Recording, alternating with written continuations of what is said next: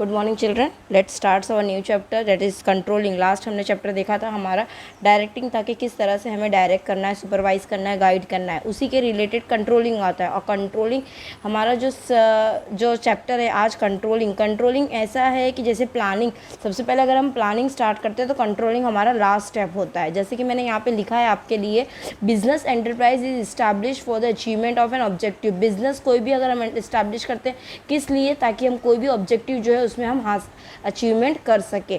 Objective can be long और short term, भले ही वो प्लानिंग या ऑब्जेक्टिव या जो भी हमारा प्रॉफिट है वो लॉन्ग टर्म के लिए हो या शॉर्ट टर्म के लिए, लेकिन हमें क्या चाहिए? उसमें अचीवमेंट चाहिए रहता है। Controlling is the process of checking the performance. Controlling क्या होता है? कंट्रोलिंग इसलिए होता है ताकि हम सामने वाले का परफॉर्मेंस देख सके कि वो किस तरह से काम कर रहा है। और कंट्रोलिंग की वजह से क्या होता है, जो भी प्रॉब्लम्स होती है ना चिल्ड्रन, वो हम सॉल्व कर सकते हैं, मतलब निकाल सकते हैं।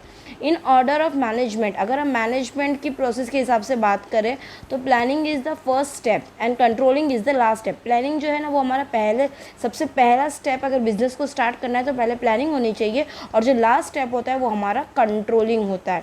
Controlling is to get information about the other deviations and collect the actions to be taken. Controlling हम क्यों करते हैं? ताकि हमें पता चल सके कि हमारा प्रॉब्लम्स क्या है। डिविएशंस का मतलब क्या क्या प्रॉब्लम्स आ रही है, रुकावट आ रही है, ताकि हम वो इंफॉर्मेशन कलेक्ट करने के बाद जो भी एक्शन लेना है सॉल्व करने के लिए प्रॉब्लम्स को हम ले सकते हैं।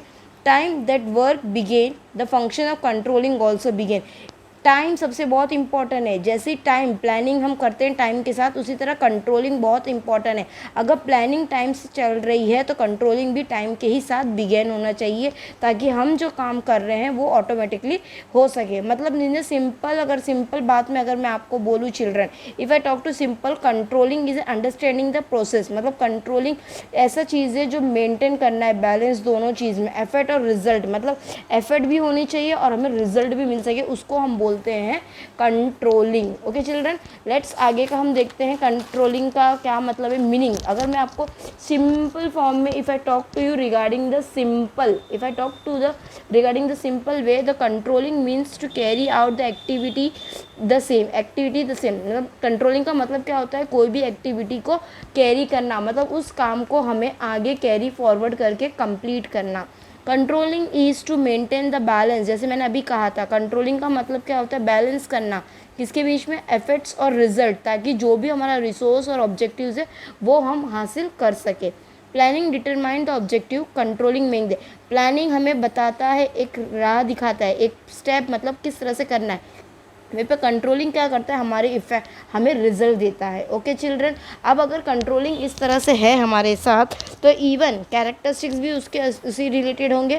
तो if I talk to related the characteristics, the very first is related to the planning. अब रिलेटेड टू, अगर प्लानिंग की मैं बात करती हूँ children, if I talk to related to the planning, तो रिलेटेड टू प्लानिंग मीन्स क्या होता है? जैसे प्लानिंग और कंट्रोलिंग दोनों एक ही सिक्के के दो पहलू होते हैं। They are the two sides of the same. मतलब प्लानिंग हमें परफॉर्म किस तरह से करना है वो आइडिया देती है, जबकि कंट्रोल हमें बताता है कि किस तरह से एक्टिविटी को आगे बढ़ाना है। मतलब प्लानिंग और कंट्रोलिंग दोनों ही ट्विंस, ब्रदर, बहन, भाई, सिस्टर, हम कुछ भी बोल सकते हैं। तो कंट्रोलिंग करने के लिए प्लानिंग बहुत ज़रूरी है, और अगर प्लानिंग है तो कंट्रोलिंग ईजी हो सकता है। उसके बाद आता है function at every level of management.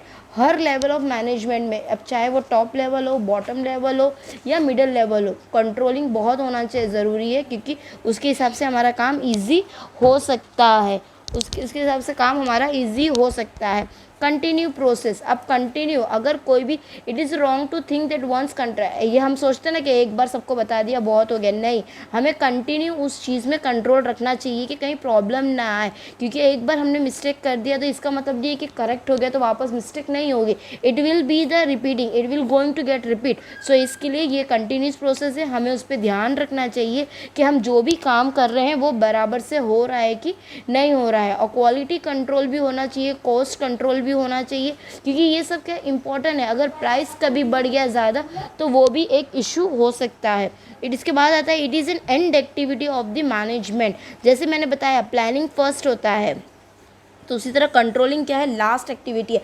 अगर प्लानिंग के हिसाब से काम किया तो हमारा काम बहुत परफेक्टली हो रहा है। उसी तरह अगर हमने कंट्रोल के साथ किया ताकि कोई प्रॉब्लम्स ना आए फंक्शंस में, ताकि ना बिगिनिंग से लेके एंडिंग तक काम हमारा इजी चल रहा है, इम्प्लीमेंट हो रहा है बराबर से, डायरेक्शन बराबर से दिया, गाइड सबको बराबर से किया, तो बिफोर टाइम भी हमारा काम कंप्लीट हो सकता है। इसीलिए इसे कहते हैं it is an end activity of the management. अब उसके बाद आता है it is related to the future, future के रिलेटेड है, क्योंकि कंट्रोलिंग क्या है, manager has to control over the part. एक सबसे मेन काम कौन करता है यहाँ पे, मैनेजर काम करता है। अगर मैनेजर ने चाहा तो काम आगे अच्छा बढ़ सकता है, अदरवाइज नहीं हो सकता है। तो it is a duty of manager to see that overall all the activity is under the control. और अगर कोई प्रॉब्लम आ रही है तो उसमें क्या इंप्रूवमेंट होना चाहिए वो भी डिसाइड, ताकि हमारे फ्यूचर में हमें कोई प्रॉब्लम्स ना आ सके। फिर उसके बाद आता है हमारा constructive activity. then it comes the constructive activity. Constructive activity is to see that the worker work as per the, यहाँ पे मतलब है कि वर्कर्स जो भी हैं अकॉर्डिंग टू प्लानिंग काम कर रहे हैं कि नहीं। अगर उनको कोई प्रॉब्लम है तो हमें किस तरह से उनको गाइड करना है। Controlling is not a negative but a positive, खाली नेगेटिव नहीं है लेकिन वो पॉजिटिव भी है, इसलिए हमें कोई भी एक्टिविटी को प्लान के हिसाब से करना चाहिए। देन उसके बाद आता है हमारा internal process. Controlling is an internal process. बहुत दूसरी एक्टिविटीज़ भी है जो बिजनेस में आती हैं, जैसे कि सेल, परचेस, फाइनेंशियल मेथड हुआ या वर्किंग मेथड हुआ, बहुत सी चीज़ें, तो वो सब की जब ये सब इंटरनल पार्ट है जो कंट्रोलिंग के सिस्टम में आती है। It become possible to have the control over the business, और इसी वजह से इंटरनल प्रोसेस में कंट्रोलिंग होना बहुत ज़रूरी है। फिर उसके बाद आता है हमारे पास dynamic process. The process of control is related, अब जैसे मैंने पहले ही बताया प्लानिंग हमारे कंट्रोलिंग के लिए मेन ज़रूरी है। तो it is an intellectual process based on the planning and foresight. Assumption, अलग अलग लोग हैं, अलग अलग फैक्टर्स चेंज करते हैं, अलग अलग प्लानिंग करते हैं, अलग अलग चेंजेस लाते हैं। तो ये क्या है, सब अलग अलग चेंज, मतलब जैसे जैसे न्यू चेंजेस है वो हमें अडॉप्ट कर लेना चाहिए। Controlling activity, it is done for the controlling, इसलिए हम करते हैं ताकि हमारे काम में हमें इम्प्रूवमेंट आ सके, वर्कर बहुत अच्छे से काम कर सके। A person is at the centre, जो भी मेन मैनेजर है वो मेन सेंटर है, क्यों, क्योंकि उसी के ऊपर आएगा अगर कोई भी प्रॉब्लम हुई तो जिस तरह से कोई भी अगर हम प्रॉब्लम्स अगर आ रही है तो हमारे ऊपर ये है कि हमें वो एक्टिविटी को कंट्रोल करना चाहिए। अगर हमारे पास कोई सबॉर्डिनेट काम कर रहा है तो उसके ऊपर ध्यान रखना चाहिए कि अपनी एक्टिविटी अच्छे से करे। फिर लास्ट पॉइंट आता है उसमें फॉर्मल एंड इनफॉर्मल एक्टिविटी। जैसे कि मैंने कहा with the passage of time and informal activity, मतलब फॉर्मल और इनफॉर्मल एक्टिविटी है कि हमें कोई भी काम करते समय किसी के साथ कोई भी डिस्टर्बेंस नहीं होना चाहिए, काम अच्छे से होना चाहिए। Okay children, thank you.